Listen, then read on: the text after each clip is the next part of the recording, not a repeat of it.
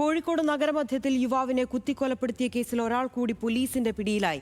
കേസിലെ രണ്ടാം പ്രതിയായ നല്ലളം സ്വദേശി വിപിനാണ് നടക്കാവ് പോലീസിന്റെ പിടിയിലായത്.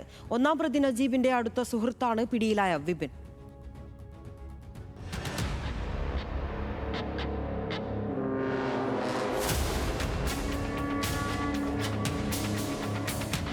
വെള്ളിയാഴ്ച രാത്രിയാണ് നടുവട്ടം സ്വദേശി ആദിൽ റോഷൻ കൊല്ലപ്പെട്ടത്.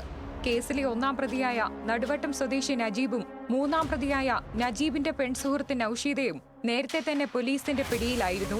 കൊലപാതകത്തിനു ശേഷം ഒളിവിൽ പോയ പ്രതികളെ CCTV ദൃശ്യങ്ങളുടെയും സാക്ഷിമൊഴികളുടെയും അടിസ്ഥാനത്തിലാണ് നടക്കാവ് പോലീസ് പിടികൂടിയത്. കൊല്ലപ്പെട്ട ആദിലിനെ ഒന്നാം പ്രതി നജീബിനോടൊപ്പം ചേർന്ന് വിപിനും ക്രൂരമായി മർദ്ദിച്ചിരുന്നുവെന്നാണ് പോലീസിന്റെ കണ്ടെത്തൽ.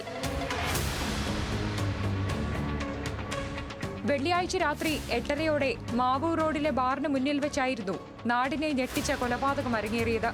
ബാറിനുള്ളിൽ വെച്ച് വാക്കുതർക്കത്തിൽ ഏർപ്പെട്ട യുവാക്കളെ ജീവനക്കാർ പുറത്താക്കുകയായിരുന്നു. തുടർന്ന് റോഡിലേക്ക് ഇറങ്ങിയ ശേഷമുണ്ടായ തർക്കം സംഘർഷത്തിലും പിന്നീട് കൊലപാതകത്തിലേക്കും കലാശിക്കുകയായിരുന്നു. സാമ്പത്തിക ഇടപാടുമായി ബന്ധപ്പെട്ട തർക്കമാണ് കൊലപാതകത്തിലേക്ക് നയിച്ചതെന്നാണ് പ്രതികൾ പോലീസിന് മൊഴി നൽകിയത്. ന്യൂസ് മലയാളം, കോഴിക്കോട്.